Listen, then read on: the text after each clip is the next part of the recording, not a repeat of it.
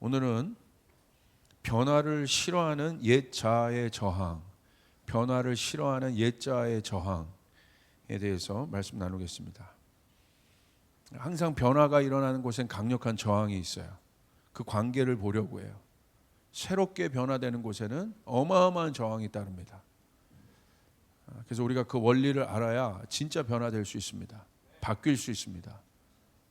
중요합니다. 그래서 제가 저희 목회 활동 동안, 사역의 기간 동안, 신앙생활 동안 참 많은 경험들을 했는데 그 속에서 실제적으로 얻어낸 원리들이 영적 원리에 대한 강의들이에요. 많은 경험들이 있었던 거죠. 그러니까 이 하나님의 말씀이 이제 이런 영적 원리들은 보통 이제 지나고 난 다음에 깨닫게 돼요. 아, 이런 거였구나. 말씀에 기록된 것이 이런 거였구나. 이게 알게 되는 거죠. 중요합니다. 오늘 본문은 에베소서 4장 21절부터 24절 말씀입니다. 에베소서 4장 21절부터 24절의 말씀입니다.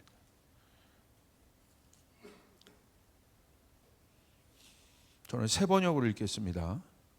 여러분이 정말 예수님에 대해서 듣고 그분 안에 있는 진리대로 가르침을 받았다면 옛날의 생활 방식, 곧 거짓된 욕망으로 부패해가는 옛사람을 벗어버리고 마음과 정신이 새롭게 되어 하나님의 모습대로 의와 진리의 거룩함으로 창조된 새 사람이 되십시오.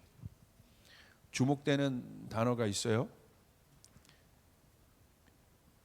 바울은 이 두 자아를 비교합니다. 옛사람과 새 사람. 우리가 벗어야 할 자아는 옛 것이에요. 옛자. 그리고 우리가 입어야 할 새 자아는 새 자아는 새 사람이라고 표현하고 있어요. 그러니까 옛 것과 새 것의 충돌입니다. 그러면 왜 우리가 옛 것을 벗어버려야 하는가? 왜 우리가 또 새 사람을 입어야 하는가? 옛 사람의 특징들이 있죠. 그리고 새 사람의 특징들이 있어요. 변화라는 것은 옛 사람이 새 사람이 되는 것이에요. 그렇기 때문에 변화에는 반드시 변화의 증거가 나타나야 돼요. 저 사람이 변화되었구나. 성경은 이 변화의 증거를 묻고 있어요. 그냥 말이 아닙니다. 아는 게 아니에요. 그걸 변화라고 얘기해요. 그럼 우리가 한번 살펴보길 바랍니다. 오늘 말씀 유심히 한번 보십시오. 우리가 예수님을 믿는다는 것이 무엇인지 우리가 한번 생각해 봐요. 내가 예수님 믿고 있잖아요, 지금. 내가 예수님을 믿고 있다는 것이 무엇인지 질문해 봐야 돼요. 누가 물어보면 그렇게 대답할 수 있어야 돼요. 내가 예수 믿는다는 게 뭐냐? 교회에 왔다 갔다 하는 게 예수 믿는 게 아니라는 거예요. 그거 예수 믿는 거 아닙니다. 교회 왔다 갔다 하는 게 예수 믿는 게 아니라는 거예요. 그거는 영이 없어도 왔다 갔다 할 수 있어요. 내가 예수를 믿는다는 게 뭔지를 알아야 돼요. 예수를 믿는다는 게. 이게 중요합니다. 내가 사역자여서 예수 믿는 거 아니에요.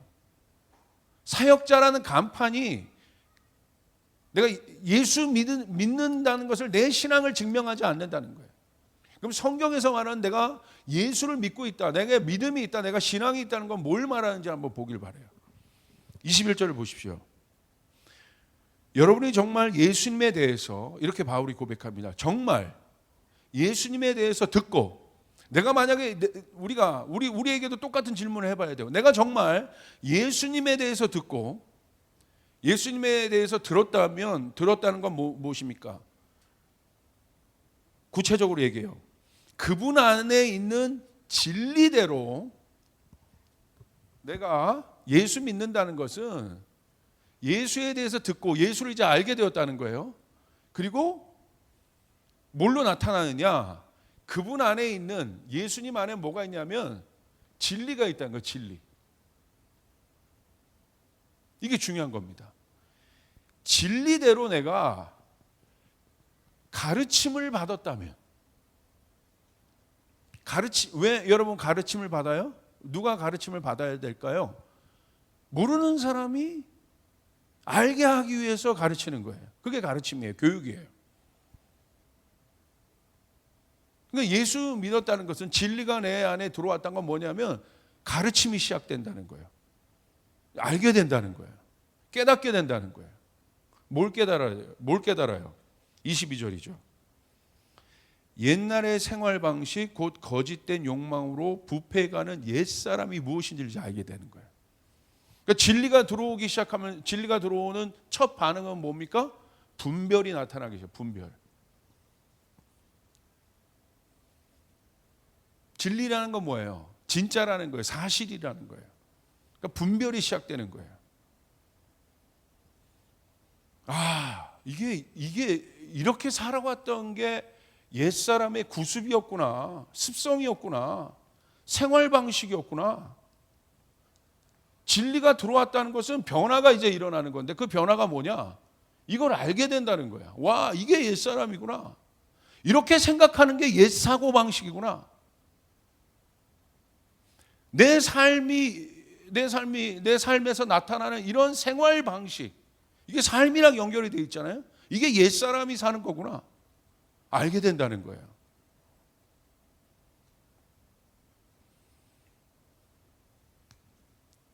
여러분, 진리를 안다고 이제 바울이 가르쳤는데요. 예수를 믿는다는 건 내가 그 진리를 알고 그 진리의 가르침을 받는 존재가 되었다는 건데요. 자, 그 변화는 뭐냐? 예전에 내가 진리를 몰랐기 때문에 변화가 안 된 거예요. 근데 내가 예수를 알았다는 것은 그분이 진리입니다. 여러분 믿으십니까? 그렇기 때문에 이제 변화가 일어나기 시작하는 거예요. 그분이 진리이기 때문에, 기준이기 때문에, 원칙이기 때문에. 그러니까 내가 변화받았다는 것은 뭐냐? 내가 예수 믿고 있다는 건 뭐냐면 진리를 아는 존재가 되었다는 거예요. 예전에는 진리를 모르는 존재였어요. 근데 지금은 이제 진리를 아는 존재가 되었다. 이걸 변화라고 얘기하는 거예요. 성경에서. 자, 그 대표적인 인물이 바울이죠. 어떤 변화가 일어났습니까? 빌립보서 3장 8절에 보시니까 이렇게 기록되어 있어요. 실제적인 변화가 일어나는 거예요. 어떻게? 그뿐만 아니라 내 주 예수 그리스도를 아는 지식이 가장 고귀함으로 나는 그 밖에 모든 것을 해로 여깁니다. 나는 그리스도 때문에 모든 것을 잃었고 그 모든 것을 오물려 여깁니다. 내가 예수를 믿는다는 건 구체적으로 내 주 예수 그리스도를 아는 지식이 가장 고귀한 것으로 여기는 것을 말합니다. 여러분 그렇습니까? 내가 예수를 안다는 것은 뭐냐? 오늘 바울의 고백처럼 그분을 아는 지식이 가장 고귀하다는 것을 아는 거예요. 다시 말하면 예수님이 내 삶의 나의 인생의 가장 우선순위의 가치라는 것을 알게 된다는 것이에요. 다시 말하면 이해하게 설명한다면 그분 없는 건 아무것도 아니라는 거예요. 예수 없는 건 아무것도 아니라는 거예요. 예수 없는 성공은 아무것도 아니라는 거예요. 그거예요. 아주 간단하게. 여러분 어떻습니까? 여러분 그렇습니까? 정말 예수 없는 성공. 이거 굉장히 실제적인 문제입니다. 버리잖아요. 과감히 예수를. 선택 속에서. 우리가 맞닥뜨리는 우리의 신앙은, 우리의 인생은 뭐냐면 모든 것이 선택의 과정인데. 그렇죠? 선악과도 선택 아닙니까? 그것이 우리 안에 있는 자유의지잖아요. 그것이 하나님 우리를 존귀하게 여겨진 상징이죠. 우리 안에 자유함이 있다는 것. 선택이잖아요. 이것이 오늘 우리의 삶에, 우리의 신앙에서 오는 실제적인 것이라는 거예요. 우리 날마다 선택해야 돼요. 우리 앞에 그 선악과가 날마다 있는 거예요. 그 선택을 하나님이 어떻게 force하지 않아요. 밀어붙이지 않아요. 청년들 꼭 예수 믿는 사람과 결혼하시길 바랍니다. 선택이에요, 선택. 뭐 그렇지 않아도 다 되죠. 아니요. 그 예외는요 99.9 중에 뭐 0.1%야. 꼭 사람들이요 그 0.1%에 자기를 대입해요. 누구도 그러잖아요. 예, 그런 분이 있죠. 그렇게 해서 잘 사는 사람도 있고 좋은 신앙을 갖고 전화위복된 사람도 있어요. 99 중에 한 명 될까 말까요. 그런데 꼭 그런 확률에 자기를 적용하기를 좋아하는 우리의 옛자들이 있지 않습니까? 정직해야죠. 진짜 막 영혼에 대한 갈망 때문에 내가 저 사람과 결혼해서 저 사람을 이렇게 바꿔서 정말 예수 믿는 그런 아름다운 가정이 되겠습니까? 그 갈망입니까? 솔직하게? 아니잖아요.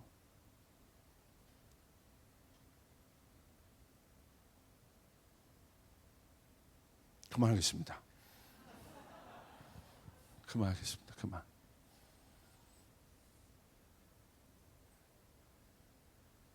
청년들 잘 들으세요. 여러분 앞에 계속 그 선택이 있습니다. 예수를 택할 거냐, 성공을 택할 것이냐, 계속 선택이 있어요. 자, 성공? 절대 성경에서 성공을 나쁘다고 보지 않아요. 얼마나 많이 성공했습니까? 예수 없는 성공을 택한단 말이에요. 예수가 중심이 되지 않는 성공들을 택한단 말이에요. 예수가 중심이 되지 않는 행복들을 택한단 말이에요. 우리가 깊게 생각해 봐야 돼요. 오늘 바울은 그걸 고백하는 거예요. 내가 예수 믿는다는 건 뭐냐? 예수를 아는 지식이 가장 고귀하다. 가장 고귀하다. 그리고 뭐라고 얘기합니까? 그 밖에 모든 것을 아예 뭐라고 여깁니까? 해로 여긴다. 예수 없는 나의 지식, 예수 없는 나의 능력 아무것도 아니다. 해로 여긴다. 뭐라고 얘기해요? 구체적으로 나는 그리스도 때문에 모든 것을 잃었고 그 모든 것을 잃었다는 건 뭐예요? 예수 없는 나의 모든 것. 내가 예수 없는 곳에 없는 것으로 가치를 두었던 모든 것. 그것으로 내 인생을 어떻게 해보려고 했던 모든 것. 그것을 난 잃었다. 그리고 아쉬워하지 않습니다. 억울해하지 않습니다. 그 모든 것을 오물로 여긴다 나는. 그런데 여러분 이건 이분법적 사고, 극단적 비유가 아닙니다. 그런데 바울이 가졌던 경험, 바울이 있었던 지식, 바울이 있었던 그 많은 능력들이 있죠. 그 안에 예수가 오니까 놀라운 일들이 일어납니다. 결국 그 문제인 거예요. 성경은 우리에 대해서 우리 안에 있는 것들에 대해서 존중하는 마음이지 예수님은 얼마나 우리를 존중했습니까? 이분법적인 사고로 이단들이 하는 사고예요. 그거는 우선순위의 문제라는 거야. 예수가 중심이기 때문에 나의 이성과 지식 이 모든 것도 가치가 있는 거예요. 내 경험도 가치가 있는 거예요. 할렐루야. 그건 중요한 거죠, 여러분. 여러분 이거 얼마나 여러분 정말 이거 깊은 바울의 세계관의 변화입니까? 내가 변화되었다. 내가 예수 믿고 내가 진리를 안다는 건 이런 거랑 이런 거. 그것이 바로 옛사람의 변화입니다. 자, 근데 그 옛사람으로부터의 변화를 한번 보십시오. 구체적인 변화예요. 뭐의 변화냐? 22절 한번 보세요. 옛날의 생활 방식. 뭐가 바뀌었어요? 삶이 바뀐 거예요.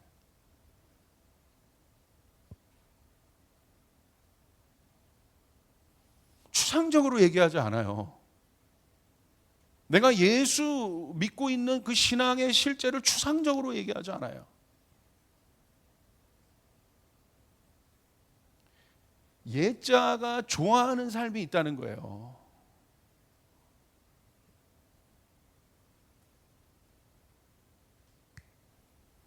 옛자가 좋아하는 사고들이 있다는 거예요. 옛자가 좋아하는 생각들이 있다는 거예요. 옛자가 좋아하는 생활들이 있다는 거예요.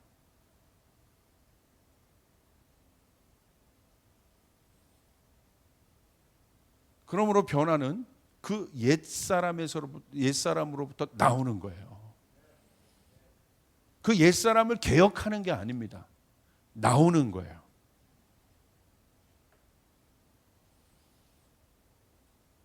여러분, 그 대표적인 변화가 어디에 있습니까? 출애굽기에 마지막 그 재앙이 뭐예요? 장자의 죽음이잖아요. 그 첫 번째, 이 장자는 첫 번째 사람이에요. 여러분이 말씀드렸어요. 그 장자의 죽음은 첫사람 아담의 죽음을 의미해요. 그 첫사람 아담 때문에 우리 모두가 고통을 받는 거예요. 그러니까 거기에 해당 안 되는 사람이 없어요. 이스라엘 백성들도. 모든 사람이, 애굽 사람, 이스라엘 백성 모두에게, 여러분 거긴 고센 땅이 고센 땅에서는 다 나머지 재앙에선 보호됐지만 그 재앙은 모든 사람에게 있는 재앙. 우리 모두가 그 첫사람 아담의 후손이기 때문에. 그런데 누가 살아났어요? 어린 양의 피가 문설주에 발려진 모든. 그리고 그 사람들은 어디 있었어요? 집 문 밖에 발려져 있었잖아요. 집 안에 있었단 말이에요. 근데 그 집은 죽을 수밖에 없는 집이야. 뭐가 없으면? 보혈의 피가 없으면. 그들이 어떠해서 구원받은 것이 아니죠. 그 어린 양의 피는 뭘 상징합니까? 어린 양 예수 그리스도의 보혈의 피를 상징하는 거죠.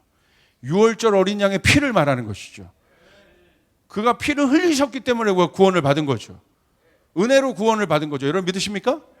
여러분이 구원받은 것은 여러분에게 여러분의 옛자, 여러분의 옛집에 보혈의 피가 발라진 것이에요. 그래서 죽음의 천사들이 넘어간 것이죠. 그 증표가 있기 때문에.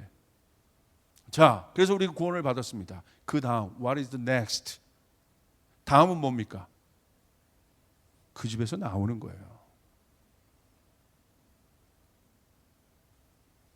그들이 옛집에서, 애굽의 옛집에서 보혈의 피가 발라졌어요. 옛집이에요. 그리고 구원받았어요. 그리고 그 집에 가만히 있었습니까? 어떻게 했습니까? 떠났어요. 변화는 뭘 말하느냐? 떠나는 것을 의미해요. 완전히 떠나는 거예요. 미련 없이 떠나는 거예요. 그 옛집으로부터. 그게 변화입니다. 떠나야 돼요.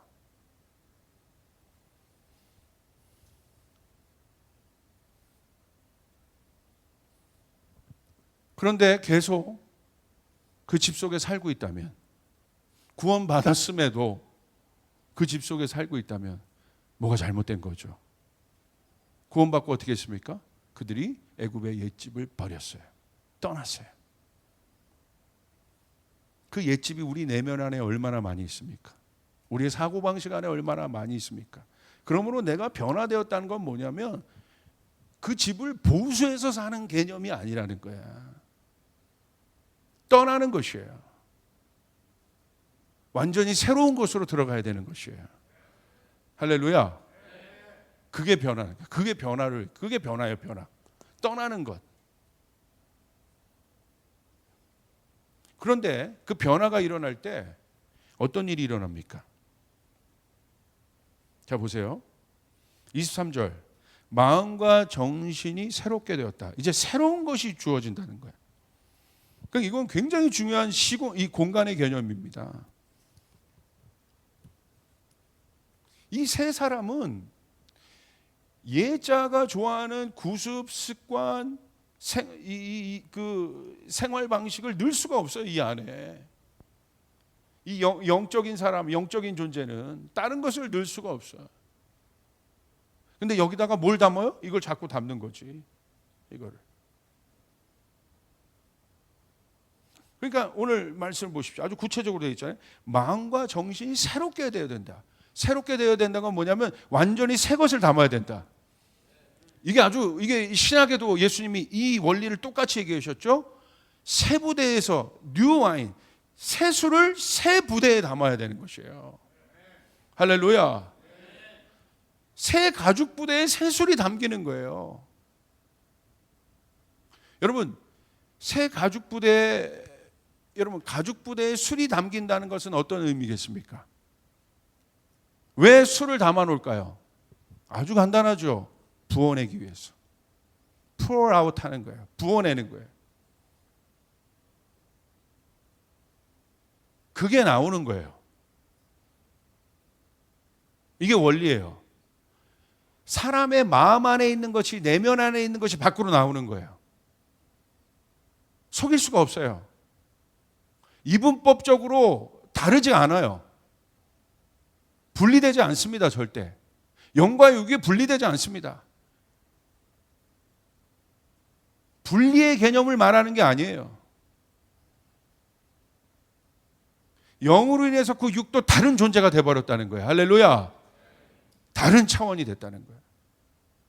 이거 굉장히 중요한 거죠. 그런데 보세요.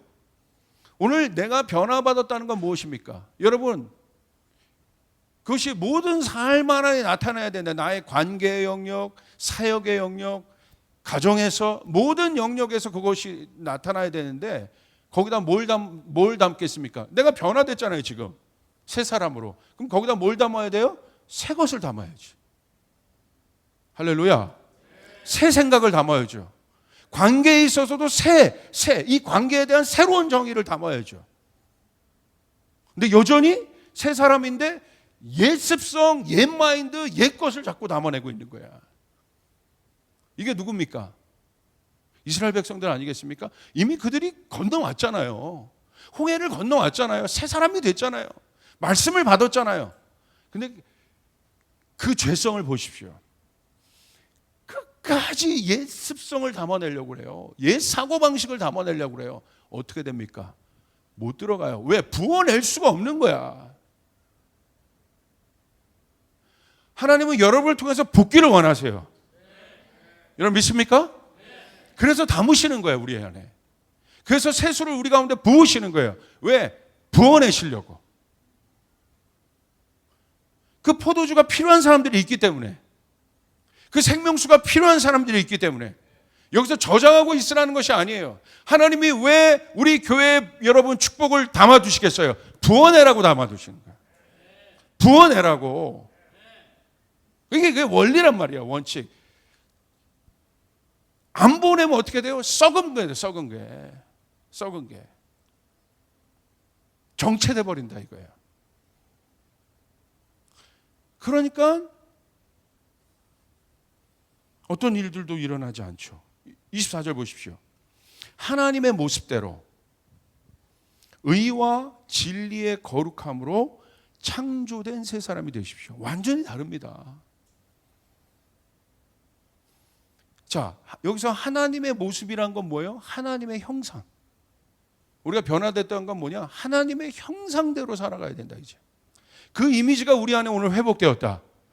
근데 그것이 뭘로 나타나요? 하나님의 속성으로 나타나요. 의.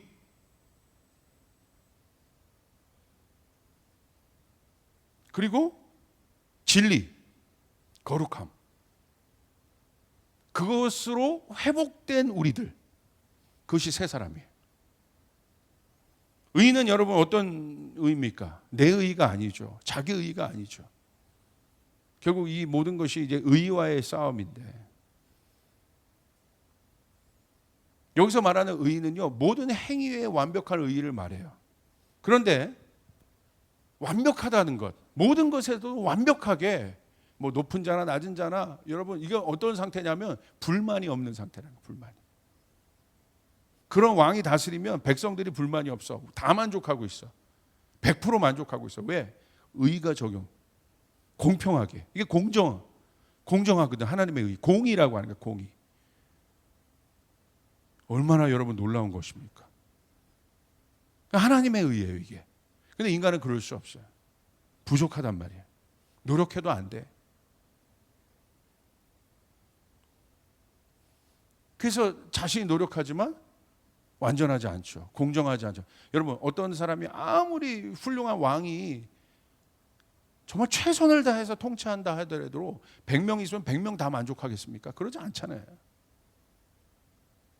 그 우리들이기 때문에, 인간의 왕이니까. 아무리 선왕이어도 그러지 않아요. 근데 하나님은 그러지 않는다는 거예요. 그래서 인간 스스로 의로울 수 없어요. 그래서 하나님은 우리를 어떻게 하셨어요? 칭의하셨죠. 하나님 우리를 의로운 존재로 만드셨어요. 할렐루야. 이 사람 아주 분명하죠. 하나님의 형상의 회복이 그 안에 자신의 의의가 아니라 자기 의의가 아니라 하나님의 의의가 회복된 거예요. 두 번째 뭡니까? 진리.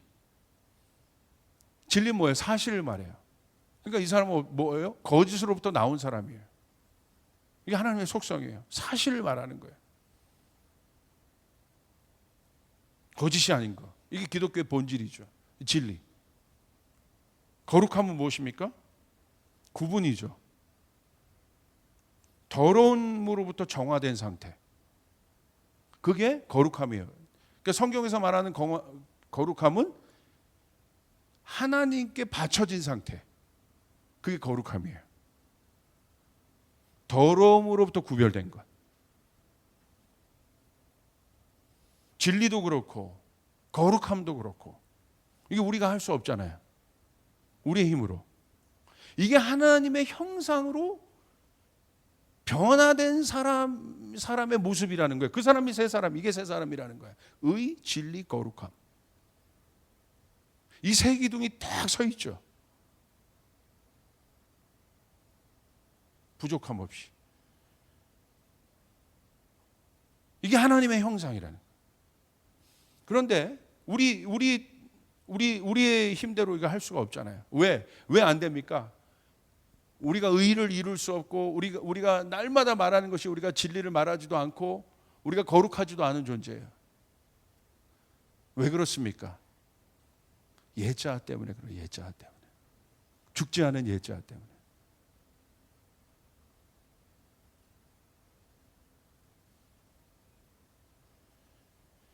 이것을 깬 존재가 예수 그리스도세요. 할렐루야. 그래서 그분 안에 거하라는 거예요. 진리 안에 거하라는 거예요. 이게 바울이 그 말씀을 하는 거예요, 지금. 진리 안에 거하라. 예수 안에 거하라. 예수님은 의가 되셨고 그분은 거룩하셨고 그분은 진리시죠. 그런데 그 일들이 이제 우리 안에서 내가 신앙을 갖는다는 이 세 가지가 내 안에서 회복되는 것인데 이제 내가 불의한 삶을 청산하고 의로운 삶을 살기 시작하고 할렐루야. 거짓으로부터 나와서 내가 진리 위에 서기 시작하고 모든 더러움으로부터 나와서 거룩한 삶을 살기 시작한다는 것이에요. 그런데 뭐가 문제입니까? 그것을 막는 그 형상의 회복, 이 변화를 막는 예자의 영향력이 센 거예요.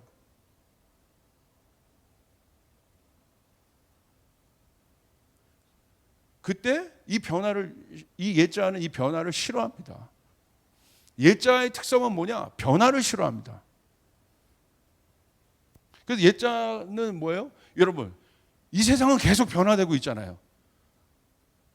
어제와 오늘이 같습니까? 그냥 판박이로 같아요?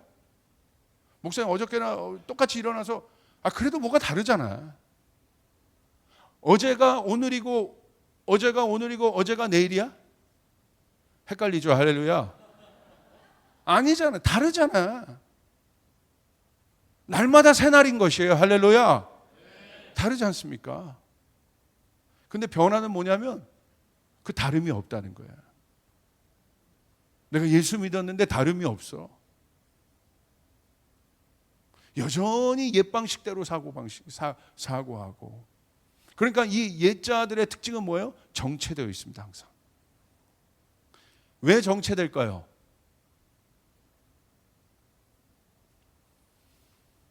변화를 싫어해요.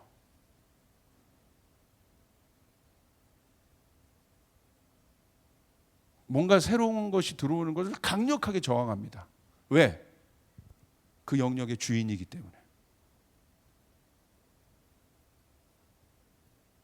그래서 저항을 일으켜요.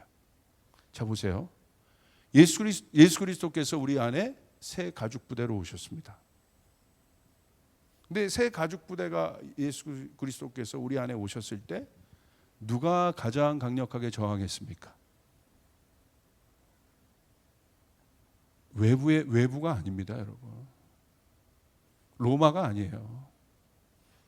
상징적으로는 그 당시 로마가 원수였죠. 근데 로마가 아니에요. 그 저항을 실제적으로 여러분 그 변화를 실제적으로 목숨 걸고 저항했던 집단이 있어요. 어떤 집단입니까? 종교 지도자들이에요. 내부입니다. 외부가 아니라 내부의 저항이었다는 거예요. 영향은 바깥에서 받아요. 여러분도 어떤 일이, 이게 하나님의 법칙이에요. 어떤 일도 우리 자아가 이렇게 있잖아요. 우리가 이 세상 속에서 우리가 이렇게 살고 있기 때문에 외부에 의해서 여러분 우리는 자극을 받습니다. 이게 관계건 내 인생의 계획이건 어떤 일이건 무엇이든 자극을 받아요. 그럼 막 갈등이 일어나기 시작해. 내 안에. 그런데 이 자극이 하나님께서 이 자극을 일으키실 때가 있어요. 외부에서 자극을 일으키시죠.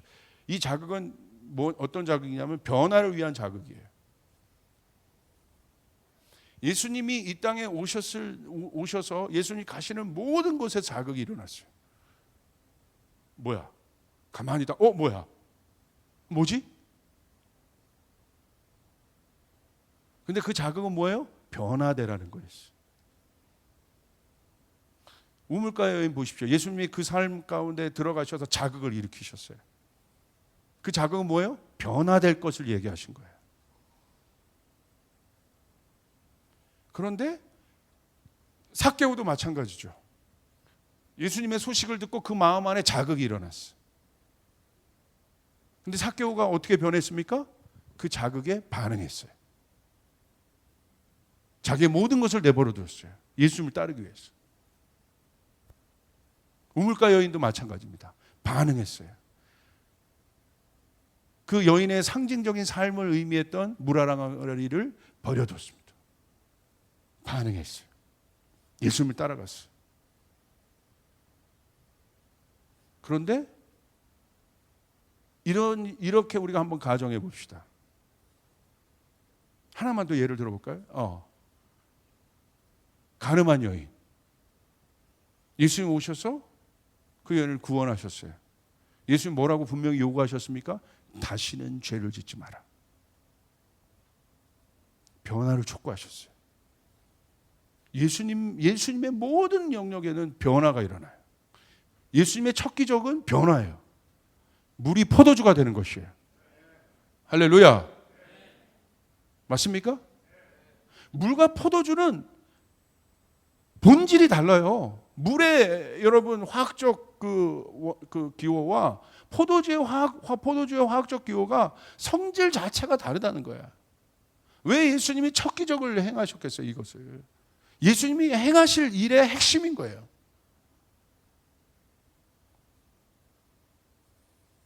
그렇죠? 그런데 그 변화를 싫어합니다. 옛자는. 싫어하는 것으로 끝나는 것이 아니라 저항합니다. 종교 지도자를 보십시오. 저항합니다. 자, 외부에서 자극이 일어났는데 결국 사실은 문제는 뭐예요? 외부의 변화를 말하는 게 아니에요. 성경은. 오늘 나에게 막 어려운 사람이 나타났어. 그래서 성경은 저 사람을 제거하면 끝날 것 같은데 저 사람을 제거한다고 해서 그 상황이 해결 안 된다는 거야. 왜? 더 센 사람이 올 수 있다는 거야. 결국 이 외부의 자극은 있지만 성경은 뭘 얘기하는 거예요? 진짜 그것에 대한 저항은 뭐예요? 내 내면에서 일어나는 거야. 로마로부터 자극이 있었지만 엄청난 핍박이 있었지만 여러분 정말 예수 그리스도를 정작 공격한 사람들 누굽니까? 롬이 아닙니다. 예수 그리스도를 십자가에 못 박은 사람들 누굽니까? 로마가 아닙니다. 누굽니까? 그 변화를 싫어했던 옛부대 옛자 종교 지도자들이었다는 거예요. 내부에 적이 있는 거예요. 내 내면에 적이 있는 거예요. 바깥에 있는 것이 아니라. 이 말이 이해되시면 아멘 합시다. 이게 원리입니다. 이런 자극들이 와요? 내가 어려운 사람들이 나타나요? 그건 무슨 사인이냐? 저 사람을 바꾸라는 얘기가 아니고 내가 변화되라는 거예요. 내가. 내 내면에 그 저항을 싫어하는 존재가 있다는 거예요. 하나님은 그 사람을 들어서 나를 변화시키기를 원하시는 거예요. 이게 원리입니다. 이게 원리예요. 이 사람이 변화된 사람이라는 거예요. 변화된 사람. 우리 청년들 여러분 팩트 좋아하고 사실 좋아하잖아요.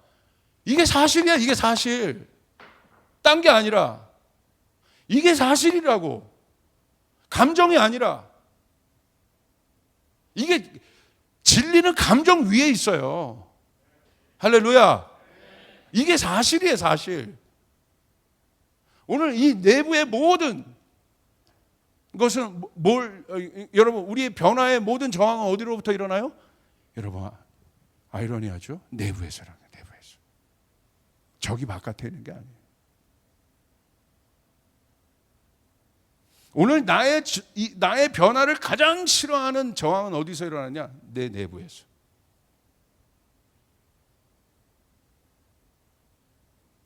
이거 만만치 않습니다. 종교 지도자들이 저항했다는 사실. 로마가 저항한 게 아닙니다. 내부가 저항했다는 거. 왜? 예수를 인정하면 그분은 이제 새 부대로 일어났잖아요. 왜 저항했을까요? 그들의 기득권이 다 뺏기잖아요. 그들이 누리고 있던 모든 것이 뺏기잖아요. 그래서 그들은 변화를 싫어해요. 알아야 돼. 변화를 싫어하는 존재가 있다는 거예요. 우리 내면 안에. 공동체 안에도 마찬가지입니다. 변화를 싫어하는 집단들이 있어요. 하나님 말씀하심에도 변화를 싫어하는 예습성들이 있어요. 바깥에 있는 것이 아니에요. 안에 있어요. 그 자아는 어떤 자아입니까? 구습을 좋아하는 타성에 젖은 자아, 누룩들이죠. 그러니까 오히려 이 교회 개척 멤버들이 그런 생각을 가질 가능성이 제일 많아요. 저부터도. 오히려 바깥에서 새롭게 들어온 사람들은 다 새로운 거야. 그들이 저항하지는 않습니다. 새로운 일을 일어날 때 어차피 새 거거든. 할렐루야. 교회도 보십시오. 아예 예수 안 믿었던 사람이 교회에 들어오는 게 빨라요. 모든 게 새롭거든. 근데 어떤 사람이 제일 여러분 마지막에 이게 걸림돌이 돼요? 오히려 경험 많은 사람들. 근데 그 경험 많은 것이 의가 돼버린 사람들. 나는 안 그러는데 이거. 나 옛날에 안 그랬는데. 나 때는 말이야. 그들이요, 그 경험이 오히려 변화를 발목 잡고 있다는 사실 아십니까? 아이러니하죠. 오히려 내 안에 변하지 않는 자아가 새 것을 밀어내고 있다는 사실 아십니까? 쫓아가겠습니다. 고래 힘줄. 고래 힘줄 같다? 안 변해요. 이거예요. 막 요즘에 누구 정치인 같아. 안 변해. 안 변해요. 나는. 누가 뭐래도 모르겠어요. 누군지. 다 안 변하는 거야.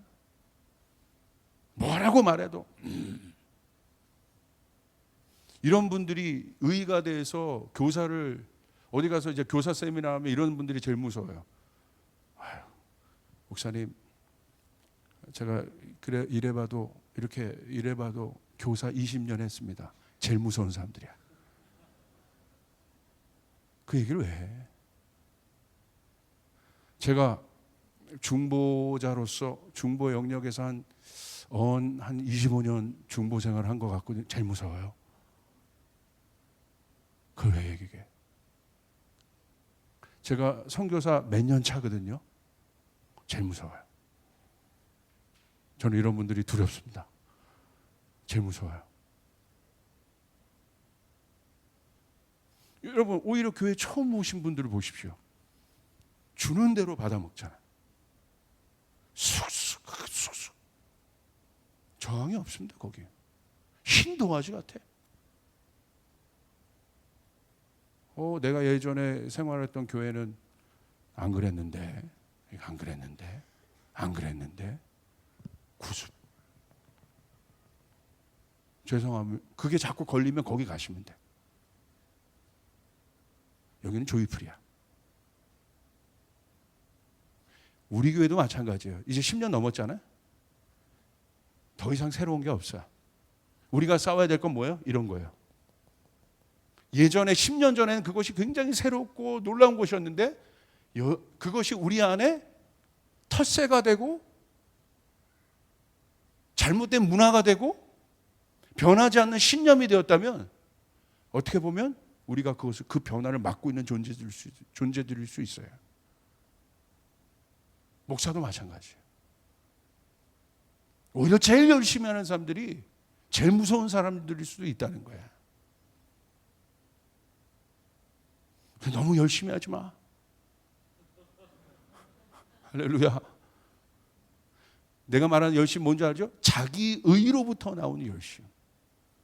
자기 고집, 아집, 자기 경험으로부터 나오는 열심. 그것이 변화를 막습니다.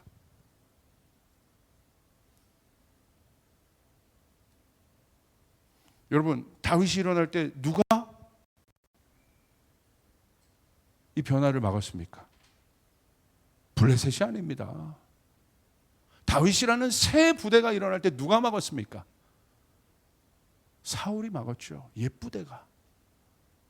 새 일이 일어날 때 가장 그것에 대해서 가장 강력하게 저항하는 존재가 어떤 존재예요? 그 전에 쓰임받았던 존재들. 이거 무섭죠?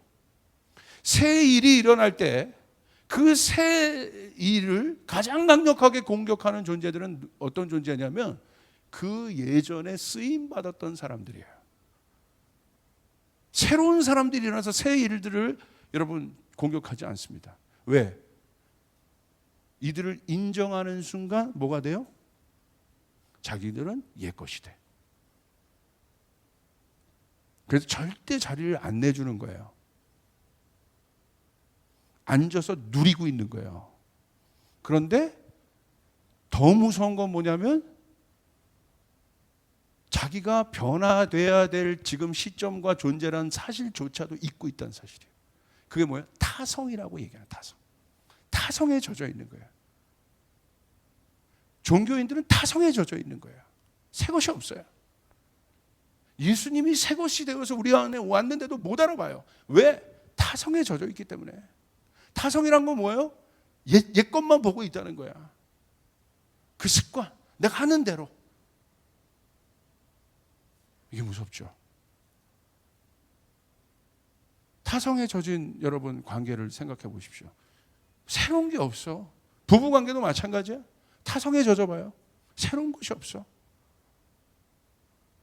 볼 때마다 새롭고 와, 어쩜 이렇게 아름다울 수 있나? 요즘 저의 고백입니다. 도대체 몇 년을 같이 살았는데 진짜 와, 여보, 와, 계란말이가 오늘 달라. 와, 타성에 젖어 있지 않아? 날마다 후라이가 와도 감사해. 아유, 오늘 또 예배네. 타성에 젖어야 돼. 타성에. 예쁘대들이 예쁘대. 구습, 예습관. 말씀 전하는 사람, 예배 인도하는 사람 다 마찬가지입니다. 누가 저항해요? 우리 안에 그 타성적 자아들이 새 것을 막아요.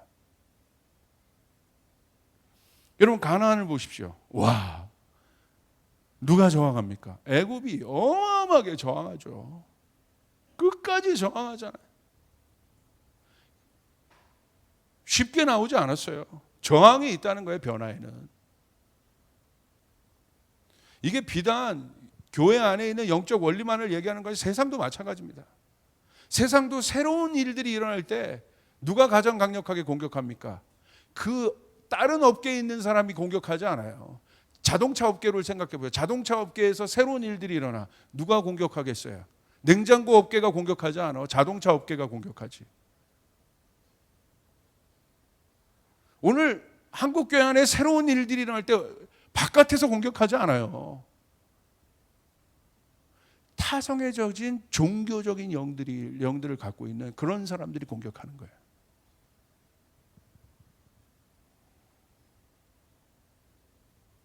그것이 무슨 주의들이 되죠. 무슨 교권주의, 교단주의, 다 그런 주의가 돼요. 그게 다 뭐예요? 개혁을 저항하는 거예요. 저항. 필요 없다는 거야. 다음 세대 말만 하면 뭐합니까? 실제적인 변화는 없고 저항을 하고 있는데. 여러분 가나안에 들어갈 때도 보십시오. 누가 끝까지 저항합니까? 그들 내면 안에 있는 변하지 않는 여전히 옛 습성, 애굽의 습성을 좋아하는 그 옛자들이 저항합니다.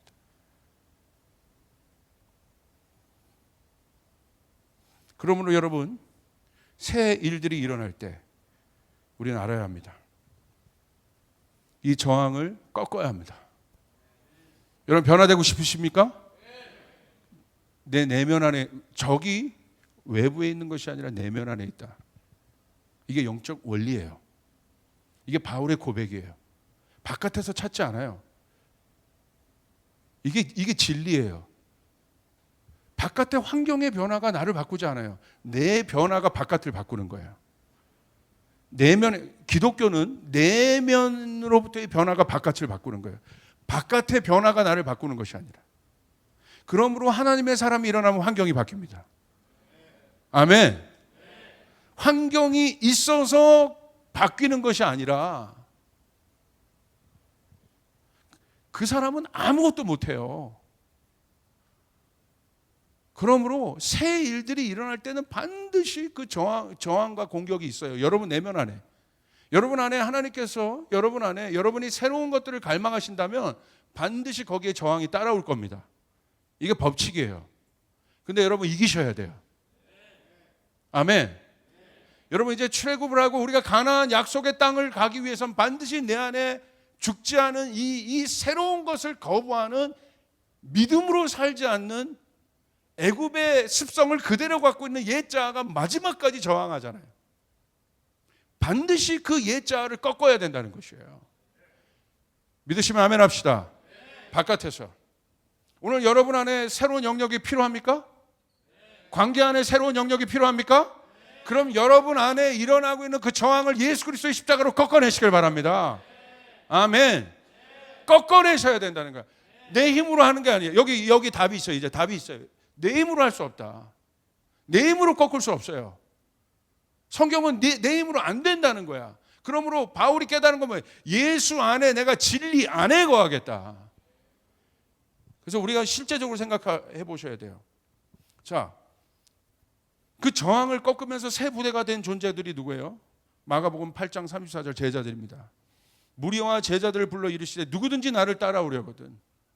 예수님을 따라가는데 많은 저항들이 있습니다. 옛것들이 있습니다. 해야 할 일들이 있습니다. 근데 예수님이 뭐라고 말씀하세요? 제자들에게? 제자들은 따르는 자예요. 버려두고 와.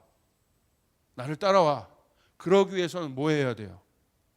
자기를 부인하고 자기 십자가를 지고 나를 따를 것이니라. 자기 부인이란 건 뭐예요? 자기를 거절한다는 건 죽인다는 거야.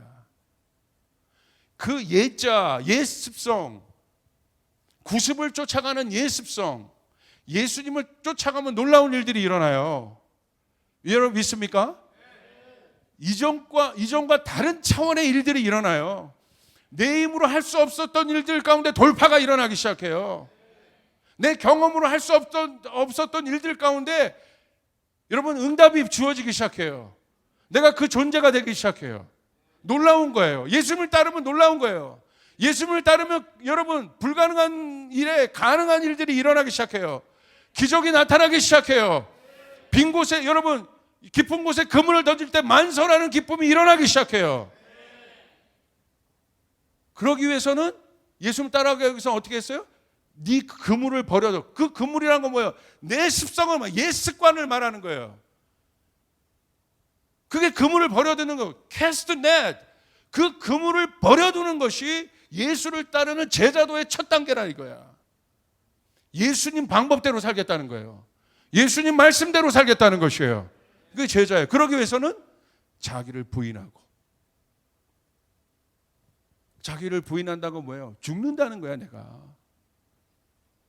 거절한다는 거야. 내 안에 거절해야 돼. 내 힘으로 안 돼. 어떻게 내 자아가 죽는 곳이 어디예요? 내 자아가 이미 죽은 곳이 있습니다. 그곳이 어디입니까? 십자가다. 할렐루야. 십자가는 질행형의 사건이 아니라 완료형의 사건을 믿으시길 바랍니다. 내 인생에 십자가가 선포되었다는 것은 이미 완료로 끝났다는 것이에요. 이미 옛 자아는 죽었도다. 나는 십자가에서 날마다 죽는도다. 할렐루야. 내 힘으로 안 되는 그 모든 일 어디로 갖고 가야 돼요? 십자가로 갖고 가야 되는 것이야. 거기서 그 자아를 죽어야 되는 거예요. 그 죽은 자아를 확인하는 거예요. 죽었다. 내 옛 습성은 하지 말라고 얘기해. 야, 너 하지 마. 그 변화하지 마. 왜 네가 변해야 돼? 제가 변해야지. 왜 꼭 네가 그래야 돼?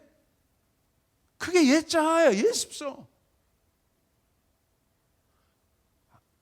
옛 자아를 묵상합니다.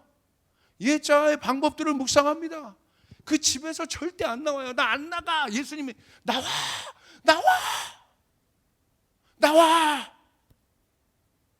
그런데 어떻게 해요? 안 나가는 거야.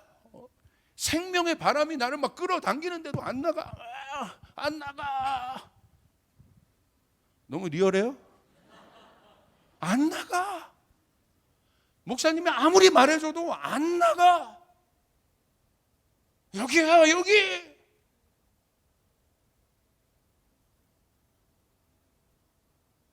이게 옛 습성이에요. 셉니다. 죄니까. 이게 처리되는 거 십자가밖에 없다. 그럼 사랑하는 여러분, 결론을 맺습니다. 십자가 중심으로 사시길 바랍니다. 십자가 중심으로 사시길 바랍니다. 쫓아가겠습니다. 나는 날마다 십자가를 바라본다. 십자가를 붙잡는다. 십자가를 내 삶의 중심에 둔다.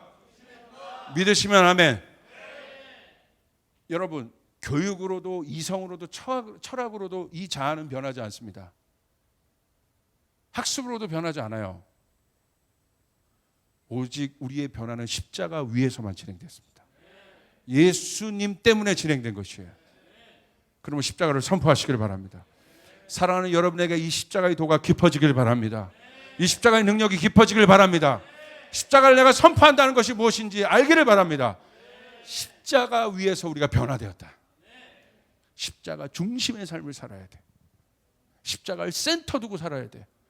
그래서 제가 아마 다음 설교 시리즈가 이 십자가에 대한 설교를 아마 주일날 아마 이제 하라는 얘기예요. 이 본질부터 다시 십자가를 중심에 두는 삶이 뭔가. 그럼 우린 변화될 수 있어요.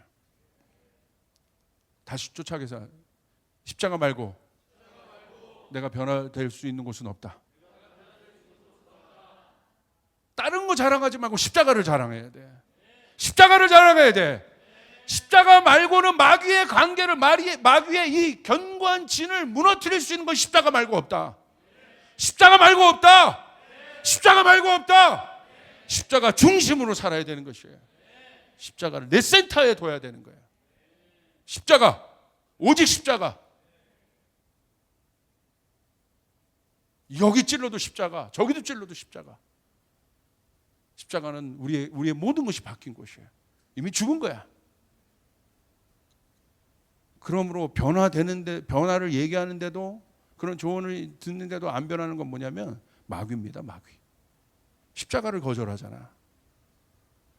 제가 아주 깊은 단계, 이게 방송으로 나가는 게 좀 약간 그러기도 한데 우리 교인에게는 이 단계를 티칭해 주고 싶어. 그냥 내가 안 따르는 것 같죠? 내가 그 변화를 싫어하는 것 같죠? 더 깊이 들어가야 돼. 내가 잘 되고, 네 변화가 되는 건 내가 잘 되고 내 관계가 회복되는 거야. 내가 죽는 것처럼 보이지만 이미 승리란 말이에요. 그걸 누가 싫어해요? 마귀가 싫어해. 마귀가 있는 거야. 축사해야 돼. 십자가를 거부하잖아. 오직 한 존재만 십자가를 거부해요. 마귀. 정확히 알아야 돼요. 영적인 것이에요. 영적인 세계예요.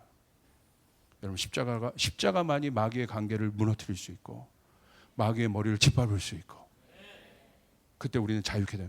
여러분이 자유케 되고 여러분이 진리 안에 있는 걸 누가 싫어할까요? 우리 남편이. 아니요. 누가 싫어할까? 마귀. 딱 잡고 있는 거지. 야, 안 돼, 너.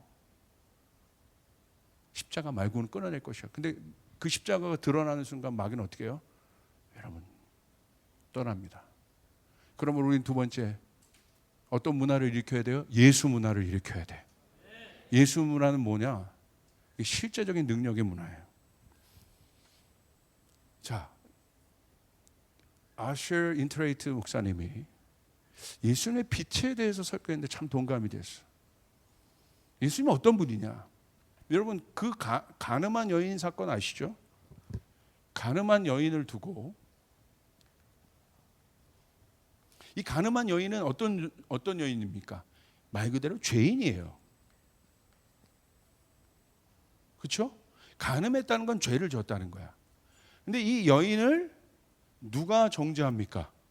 종교 지도자들이 정죄합니다. 여러분, 왜 정죄합니까? 정죄함이 있는 곳에 뭐가 있다는 거예요? 죄가 있다는 거야. 죄가 있기 때문에 정죄가 있는 것이에요. 이게 율법의 성격이에요. 다시요. 죄가 없으면 정죄도 없어. 아주 간단한 진리예요. 죄가 있기 때문에 정죄함이 있어요. 정죄함이 있다는 것은 죄가 있다는 거예요. 반대로 얘기하면 죄가 없는 곳엔 정죄함이 없습니다. 정죄함이 없는 곳엔 죄가 없어요. 여러분, 정죄할 곳이, 여러분, 죄가 없는데 어떻게 정죄함이라는 이 공식이 여러분 성립이 되겠습니까?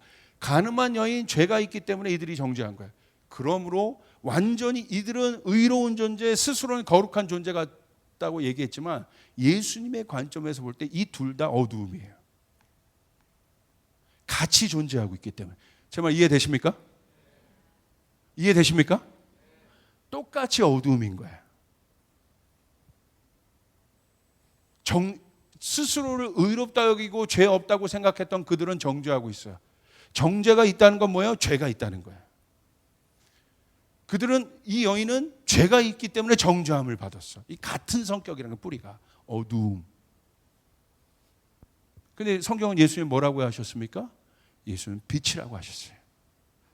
이 중간에서 예수님이, 둘은 극단적으로 분리되어 있는 것 같지만 똑같이 어두움인 거야. 예수님이 빛이 되셔서 이 어둠을 깨버리신 거야. 할렐루야. 이 여인을 구원해 주신 거야. 이 여인을 자유케 하신 거예요. 이게 예수님이에요. 이분이 예수님이에요. 예수 중심의 문화라는 건 이런 거예요.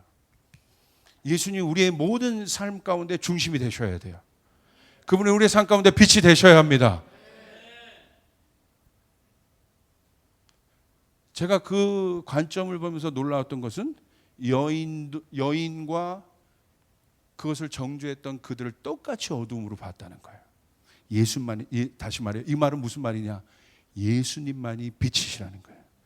예수님만이 답이시라는 거예요. 예수님이 우리의 해결이시라는 거예요. 여러분 믿습니까? 예수님만이 우리의 해결이십니다. 예수님만이. 그게 예수 중심의 문화예요. 여러분, 우리 안에 십자가 중심, 예수 중심의 문화가 일어나야 됩니다. 그렇게 될 때 우리는 옛자로부터 나올 수 있어요. 그 습관으로부터. 양쪽에 그걸 딱 붙잡고 있어야 돼요. 예수 중심 문화, 십자가 중심 문화, 이 둘을 합쳐서 복음이라고 얘기하는 거예요. 선명한 것입니다. 그러므로 복음이 드러나는 곳엔 변화가 일어납니다. 그럼 마지막입니다. 뭐 해야겠습니까? 여기서 끝나면 안 돼. 이제 알았잖아요? 세 번째가 제일 중요해. 훈련을 받아야 돼요. 제가 목회하면서 결국 깨달은 건 그거예요. 왜 마지막 가서 흔들릴까? 변화된 것도 알았는데, 십자가도 알았는데 훈련이 안 돼 있는 거예요. 성경은요, 훈련을 강조하고 있습니다. 여러분 보십시오. 광야도 훈련이잖아요. 그냥 가나안으로 보내지 않았잖아요. 훈련. 여러분 그리스도의 군사입니다. 군사는 훈련받은 자들이야. 그러므로 내년에 저희에게 주시는 단어는 딱 하나입니다. 제자 훈련. 내년은 제자와 훈련의 해가 될 것이에요. 이제 샬롬으로 우리가 한 몸을 이루었잖아요. 그럼 이제 어떻게 가야 돼요? 진짜 제자가 돼야 되는 것이에요. 제자는 어떤 사람이냐? 훈련받은 사람이야. 여러분 그러므로 여러분 훈련 받으셔야 합니다. 지금 훈련 받지 않으면 우리는 앞으로 다가올 어마어마한 어려움들을 돌파해낼 수가 없어요. 여러분 사도행전에 있었던 엄청난 어려움과 고난들, 예수님에게 제자들이 훈련받은 그 3년의 세월이 있었기 때문에 그들이 돌파했다는 사실을. 여러분 제자는 훈련받은 자, disciple, 훈련받은, discipline, 훈련받은 자들이라는 거예요. 여러분 훈련 받으셔야 돼요. 착하고 안 하고 이거 차원이 달라. 이제 여러분 이제 이 교회가 훈련을 제공할 겁니다. 제시할 겁니다. 여러분 훈련 받으셔야 돼요. 신앙 내가 그래도 신앙 내가 공부도 하고 성경 공부 얘기하는 거 아니에요. 진짜 제자가 되는 훈련을 받아야 된다는 거야. 아멘. 훈련 받아야 된다. 사고방식의 훈련을 받아야 되고 삶의 훈련을 받아야 돼요. 그게 제자야. 훈련이 필요한 거예요. 여러분 디모데전서 4장 7절 8절 저속하고 헛된 꾸며낸 이야기들을 물리치십시오. 경건함에 이르도록 몸을 훈련하십시오. 몸의 훈련은 약간 유익이 있으나 경건 훈련은 모든 면에 유익하니 이 세상과 장차 올 세상의 생명을 약속해 줍니다. 훈련 받아야 된다. 이 훈련에 나는 이 훈련이 필요하다고 생각하는 분 손 들어보세요. 오호, 예, 사진 찍어 놓습니다. 나는 진짜 목사님, 난 진짜 훈련이 필요해요. 이제 내가 나를 알거든요. 이 훈련이 필요한 분들 손 들어보세요. 그래도 한 두세 명은 난 훈련 필요 없죠. 이렇게 나는 나 정도야 무슨 훈련? 이미 훈련 졸업했죠. 아니죠. 옆 사람에게 얘기해서 아니죠. 훈련이 필요하죠. 다시요. 이 훈련이 필요하다고 여겨지는 분 TV에서도 여러분 아멘을 크게 해보세요. 이 훈련이 필요하다고 생각하시는 분. 예.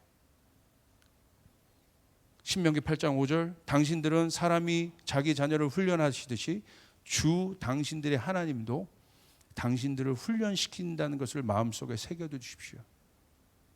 하나님은 하나님이 쓰시는 사람들을 반드시 훈련하십니다.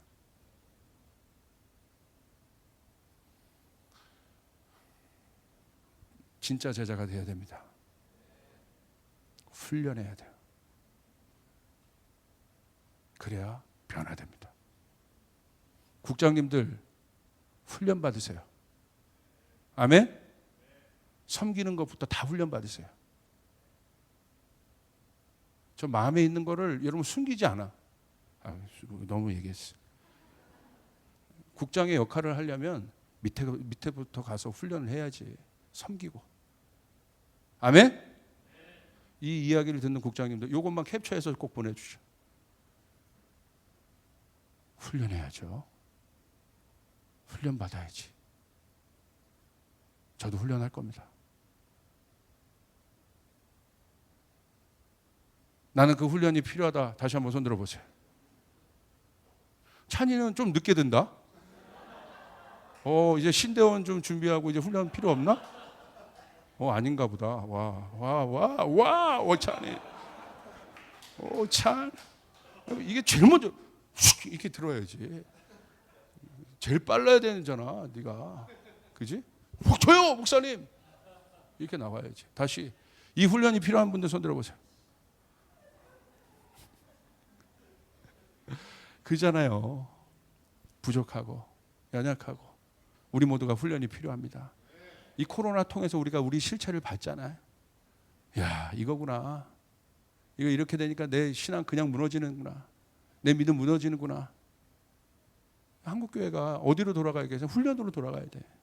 다시 훈련받아 새롭게 정비하고. 훈련이란 건 정비하는 거예요. 정비하는 거. 아, 내가 이런 게 부족하구나. 이런 걸 강화시켜야 돼. 내가 관계가 참 부족하네. 관계 훈련을 받고. 내가 성경은 많이 아는데 섬김은 잘 못하네. 섬김의 훈련을 받고. 내가 개인 신앙은 좋은데 공동체에 가서는 맨날 어려워지네. 공동체 훈련을 받고. 훈련을 받아야 돼. 훈련을. 그래야 변화될 수 있다. 여러분, 우리 모두 훈련하는 한 해가 됩시다. 내년은 훈련이야. 훈련. 키워드가 훈련 제자. 그 사람이 하나님 나라를 볼 수 있는 것이에요. 여러분, 훈련하는 사람만이 살아남을 수 있습니다. 훈련이 우리를 바뀝니다. 하나님의 사람은 연단 받아야 돼. 훈련 받아야 돼. 그렇게 준비되는 우리들이 되기를 주님의 축복합니다. 내 예상에는 내년 가을이면 코로나가 끝날 것 같다는 생각이 있어요. 왜? 빌 게이츠가 얘기했어. 할렐루야. 이 사람은 돈 많은 사람이니까 뭐 알겠지. 뭐가 느낌이 있겠지. 뭐 틀릴 수도 있어요. 여러분, 내년에 여러분 그게 끝난과 동시에 이제 막 뛰어나가는 거거든. 훈련 받아야 돼. 이게 우리 미션 베이스입니다. 열방의 모든 사람도 훈련시켜. 제 꿈이 있어요. 우리 교인들이 다 스텝이 돼서 열방의 젊은 각국으로부터 제자들이 들어오면 여러분들이 다 스텝이 돼서 그들을 섬겨내는 거. 여러분, 제가 어느 교회를 갔어요. 이번에 어느 교회를 갔는데 제가 깜짝 놀랐어요. 그 교회에 선교관이 60개가 있어요. 60호가 있는데 그 선교관에 선교사님들이 그러니까 60가정이 있다는 거죠. 지금 코로나 때문에 비었는데 그 목사님이 거기를 투어 시켜주셨어. 근데 깜짝 놀란 건 뭔지 아세요? 선교사님들 위해서 아침마다 뷔페가 차려져요. 출장 뷔페 부르는 거 아닙니다. 그 교구들이 돌아가면서 7년, 8년을 한 번도 이 코로나 전까지 한 번도 빼임없이 선교사님들에게 호텔 조식 뷔페를 차려줬어요. 여러분, 1년 동안 하는 거 할 수 있다고 봅니다. 저는 몇 개월 섬길 수 있다고 봅니다. 7년, 8년을 그 교회 성도들이 누가 시킨 것 없이 교구들이 자발적으로 돌아갔어.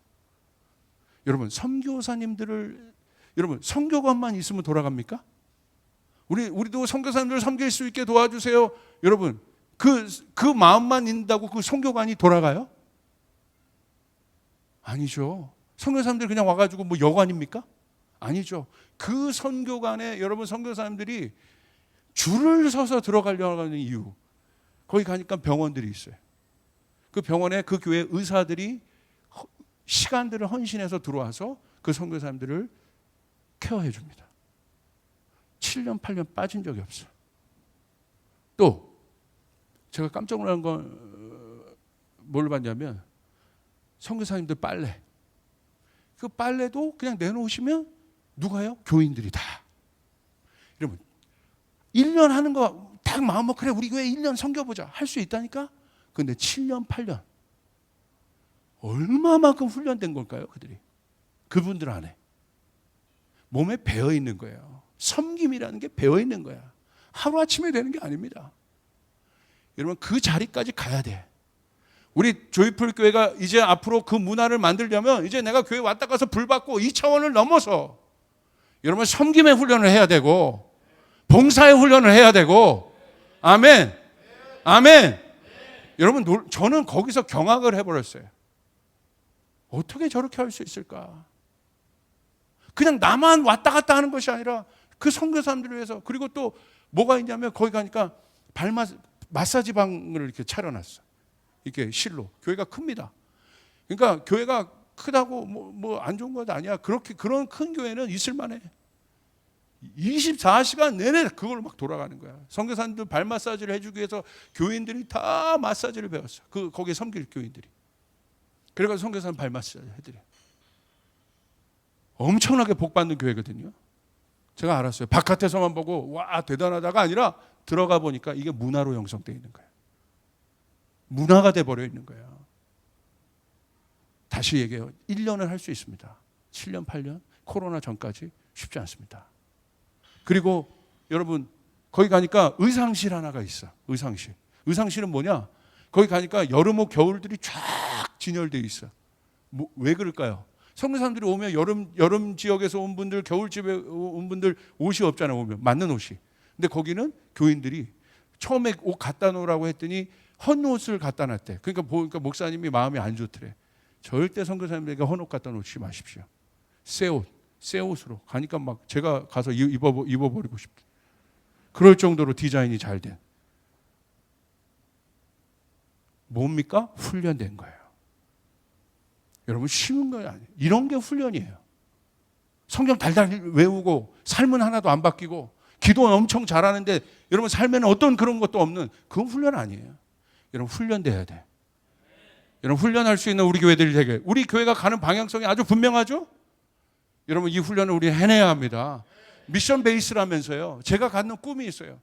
각국의 젊은이들이 이곳에 와서 몽골, 아시아 이 지역에 있는 젊은이들이 저희 미션 베이스에 와서 3달 동안 막 이렇게 할 때 우리 교인들이 막 왔다 갔다 하면서 그들을 섬겨내고 그들을 훈련시켜서 막 출격시켜 보내고, 할렐루야! 여러분 이 항공모함의 비전이 여러분의 비전이 되시길 바랍니다.